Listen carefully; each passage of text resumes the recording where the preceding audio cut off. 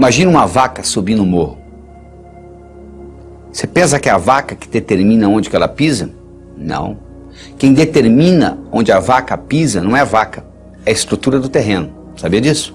A única coisa que a vaca faz, ela procura o caminho mais fácil. A mesma coisa ocorre conosco.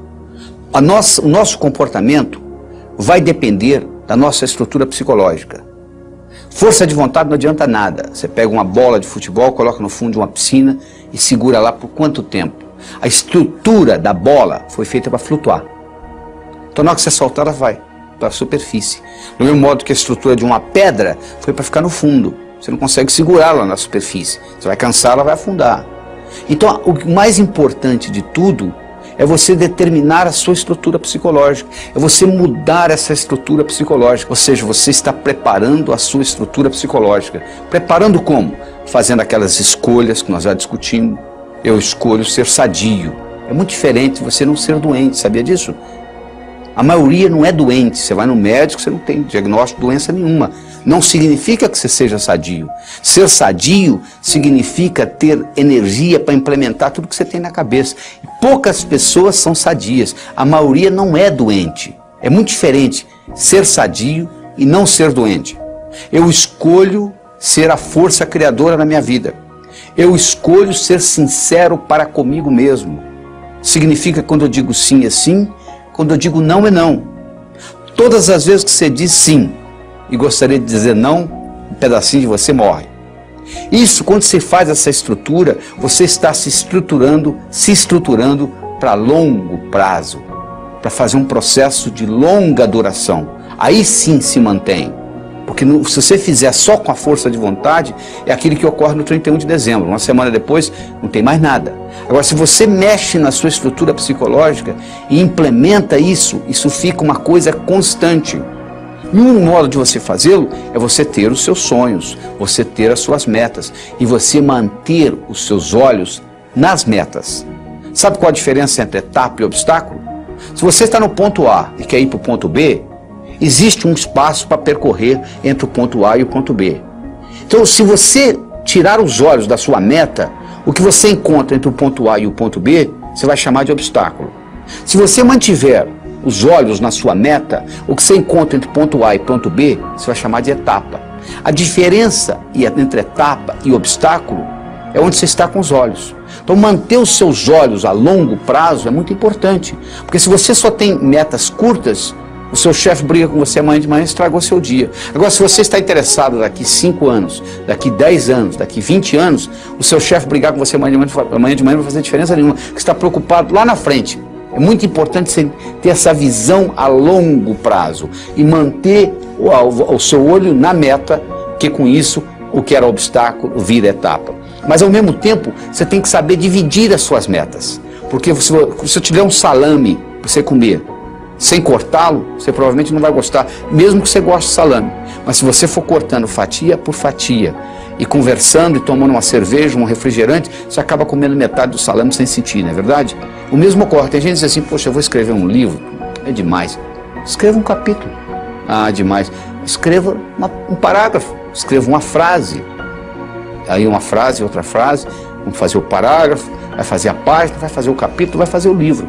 Procure dividir as suas metas. Você quer ser milionário em 5 anos? Onde é que você vai estar daqui a 4? E daqui a 3? E daqui a 2? E daqui a 1? E daqui a 6 meses? E daqui a 30 dias? E daqui a uma semana? O que você vai fazer amanhã de manhã para ser milionário daqui a 5 anos? Não é só esperar o tempo passar, não.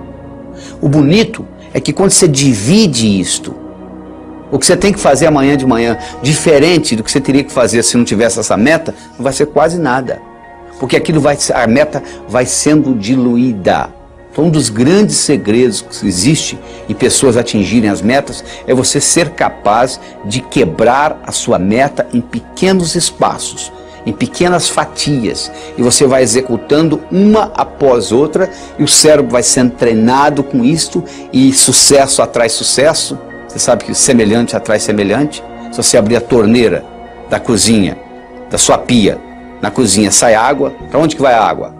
Para o esgoto. E o esgoto? Vai para o rio. E o rio vai para o mar. A água vai para a água, não é verdade?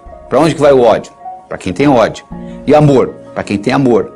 E dinheiro, vai para o pobre? Não, para quem tem dinheiro. E sucesso, vai para onde? Para quem tem sucesso.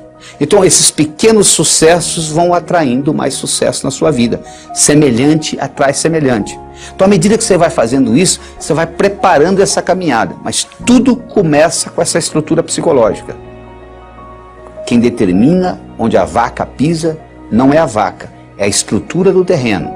A única coisa que a vaca faz é procurar o caminho mais fácil. Nós também vivemos a nossa vida procurando o caminho mais fácil. O caminho mais fácil depende da nossa estrutura psicológica. E a nossa estrutura psicológica é codificada linguisticamente. Lembra que eu já falei que nós somos animais linguísticos. Então o melhor jeito de você se preparar para mudanças é você recodificar essa sua estrutura psicológica e fazer natural aquilo. Se você tem uma estrutura psicológica de levantar às 5 da manhã, se eu pedir para você ficar na cama até o meio-dia, é um martírio. Não é verdade? Se você tem uma estrutura psicológica de levantar ao meio-dia, se eu pedir para você levantar às 5 da manhã, vai ser um martírio. Para os dois. Porque o que determina o caminho mais fácil é a estrutura. Se a minha estrutura psicológica é de levantar às 6 da manhã, se eu ficar até às 8 na cama, eu vou ficar chateado. Agora, se eu tenho a estrutura psicológica de levantar às 6, não vai ser problema nenhum. Não será sacrifício, porque eu estou procurando o meu caminho mais fácil. Então, o que eu quero que você determine para você é o seguinte: qual é o seu caminho mais fácil? Quero que você determine para você quais são as suas metas a longo prazo, em termos de saúde, em termos de finanças, em termos de amizade, em termos de família. Daqui 5, daqui 10, daqui 15, daqui 20 anos. Porque você tem que saber quais são essas metas, para você manter o olho lá, para os seus obstáculos deixarem de serem obstáculos e se tornarem etapas. E lembre-se de dividir para somar. Ou seja, você quebra as suas metas em pequenos pedacinhos e com isso fica mais fácil a digestão.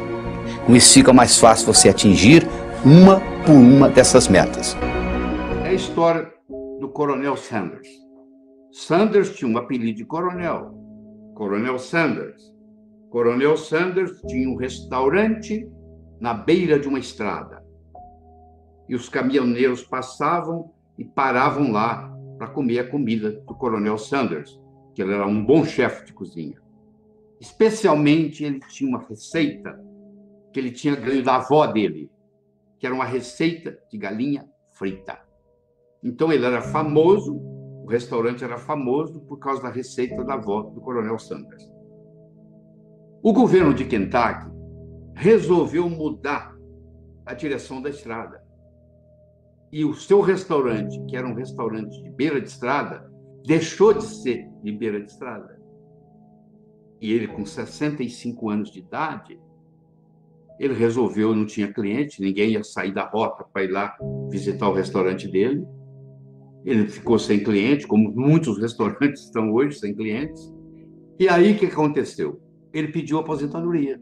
65 anos, tinha direito ao Social Security, pediu aposentadoria. Quando chegou o primeiro cheque de aposentadoria dele, ele mostrou para a mulher dele e falou assim: como é que nós vamos viver nisso? Não pode ficar assim.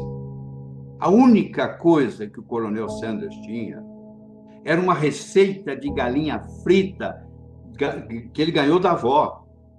Ele pegou aquela receita de galinha frita, ele visitou 21 restaurantes. Olha, eu tenho essa receita, eu tinha um restaurante na beira da estrada, ele deixou de ser na beira da estrada, entendeu? Eu quebrei, eu tive que me aposentar. Você não quer? Eu posso fazer aqui, a gente pode fazer uma parceria. Ninguém se interessou. Até que, finalmente, a persistência dele, o universo conspira a favor, chegou a hora.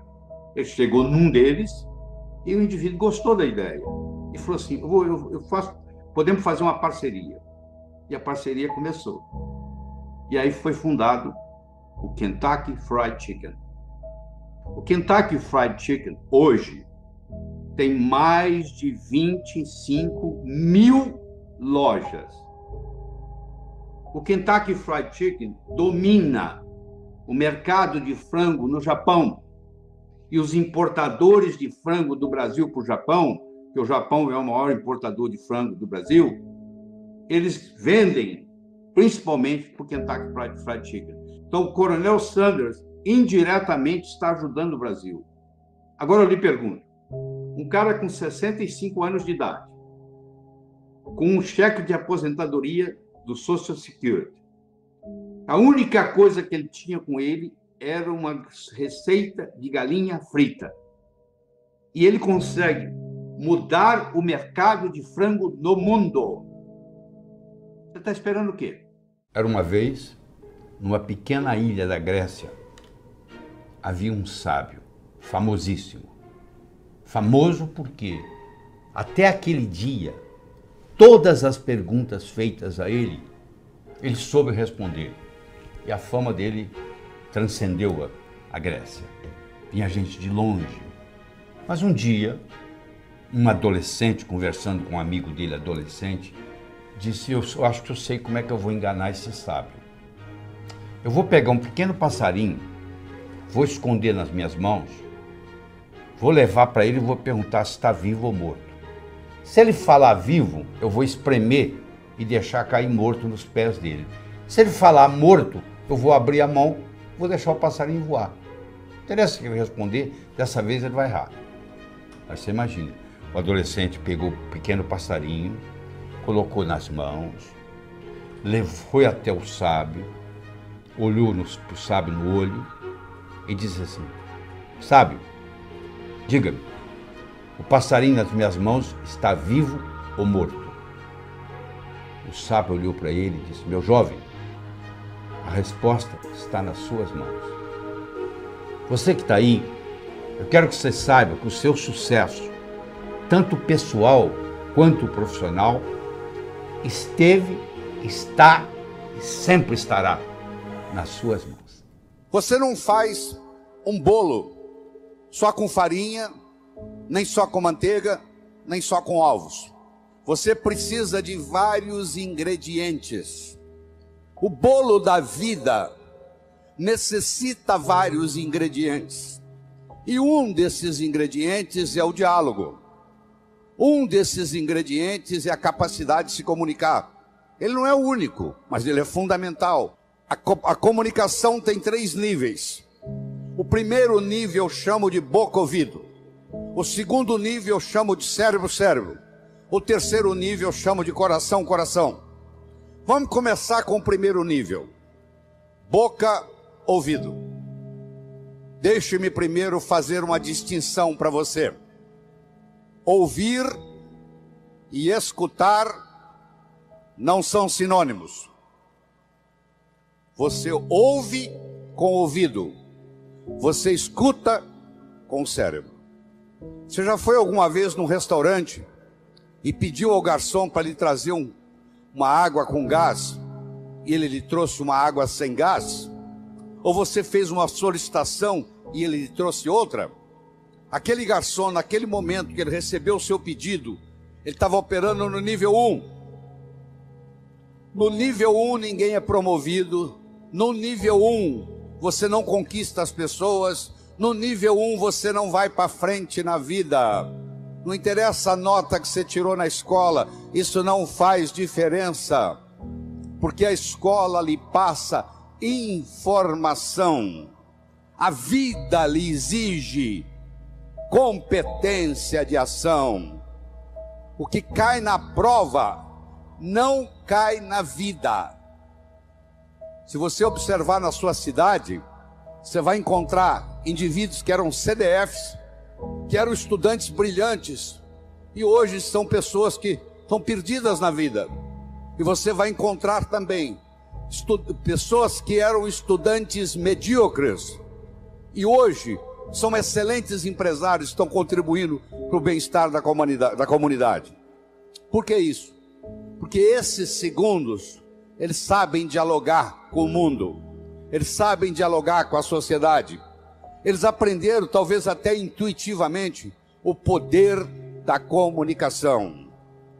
Então, se você me permite, eu vou começar a trabalhar nesse modelo do nível 1, boca-ouvido, nível 2, cérebro-cérebro, nível 3, coração-coração. Quando você está operando no diálogo nível 1, não acontece nada.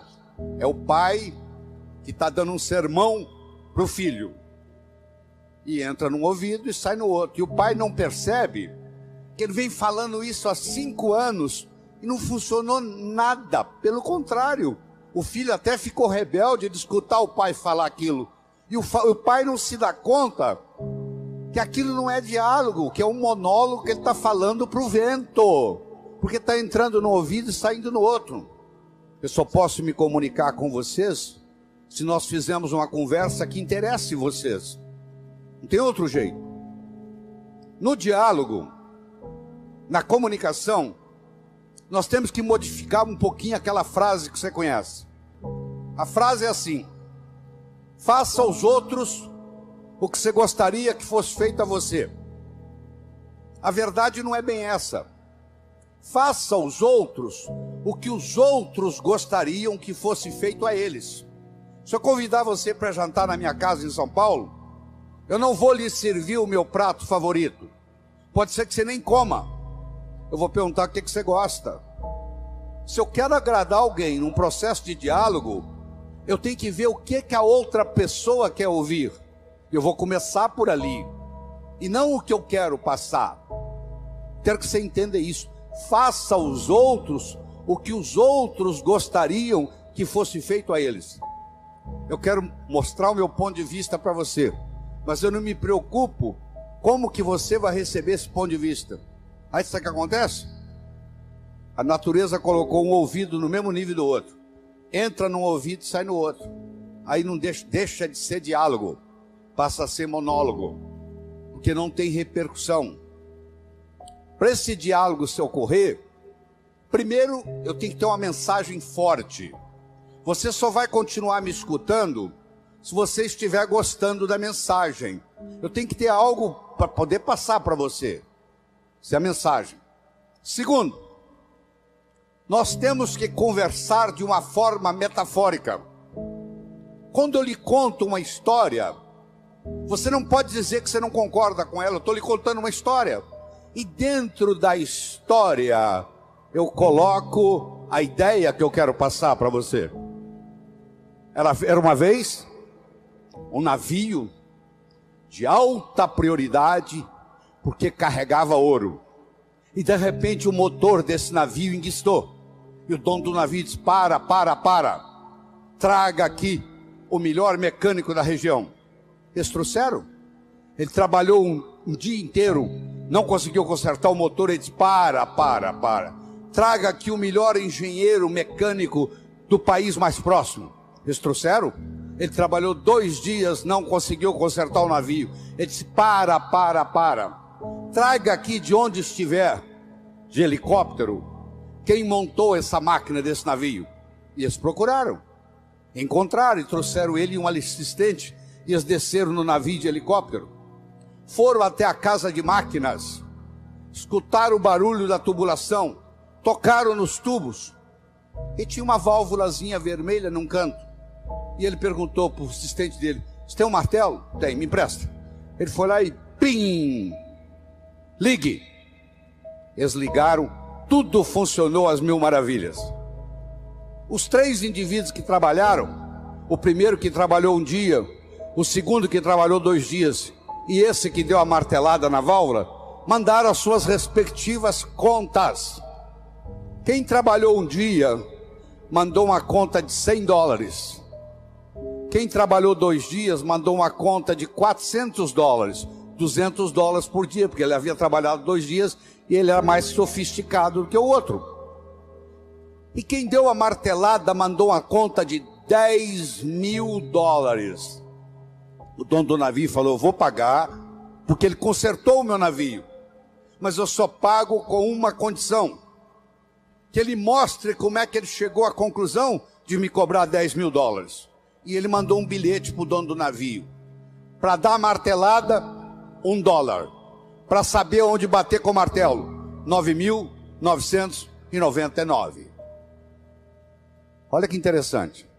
Você imagine que nós estamos almoçando e eu conto essa história para você. Aí nós estamos num diálogo, almoçando. Aí você vai para o seu escritório comigo e você está pensando em me contratar para ser seu consultor na sua empresa. E você pergunta assim: doutor Laí, qual é a sua remuneração? e eu falo um preço elevado. Ao invés dele você falar é caro, você vai pensar assim: esse cara sabe onde bater com o martelo. Eu preparei o seu cérebro para escutar o meu diálogo com você. Através de quê? Através de uma história, através de uma metáfora. A pessoa que sabe dialogar, ela conversa metaforicamente. O político que ganha a eleição é um contador de histórias. O padre que faz o sermão que agrada a todos é um contador de história.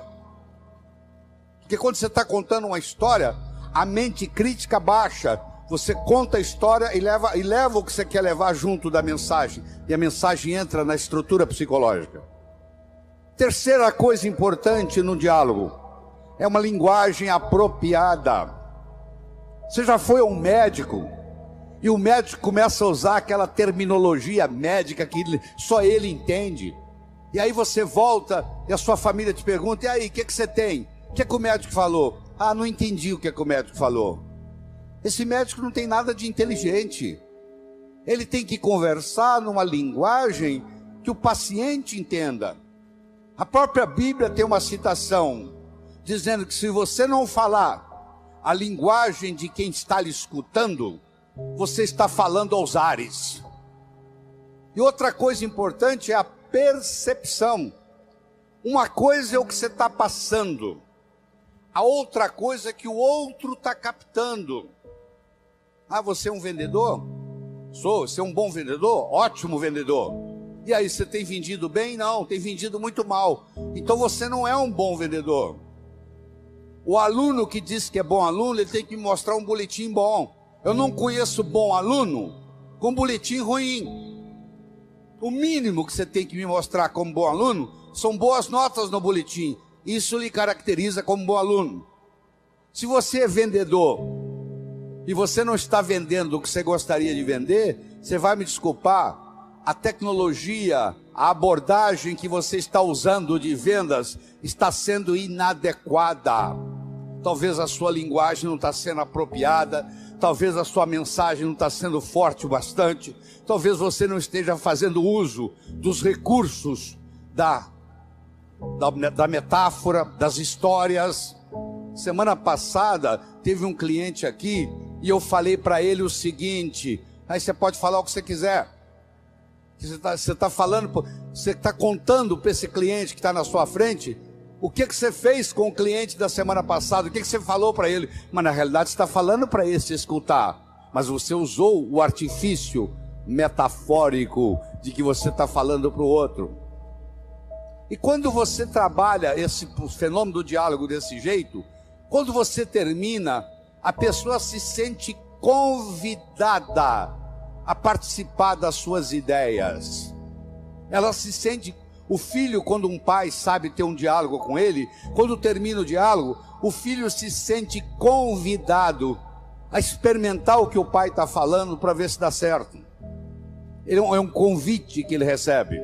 Era uma vez um escritor que vivia à beira-mar. Ele tinha por costume caminhar na praia e à tarde e à noite ele escrevia. Uma manhã ele estava caminhando na praia e de longe ele avistou um jovem que dançava na areia. Aquilo despertou a curiosidade dele, ele se aproximou. Quando ele se aproximou, ele viu que o jovem não estava dançando. O jovem estava jogando coisas no oceano. Ele perguntou para o jovem: jovem, o que você está fazendo? O jovem respondeu: o sol está quente, a maré está baixa, essas estrelas do mar estão morrendo desidratadas aqui, eu estou jogando-as de volta ao oceano. Aí o escritor olhou para o jovem e disse: jovem, será que você não entende?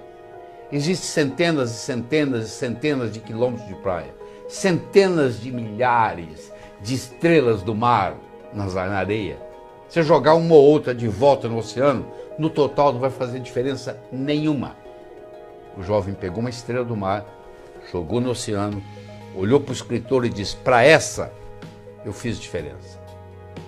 O escritor foi para casa. Naquela tarde ele não conseguiu escrever. Naquela noite ele não conseguiu dormir. Na manhã seguinte ele levantou-se, juntou o jovem e os dois juntos começaram a jogar estrelas do mar de volta ao oceano.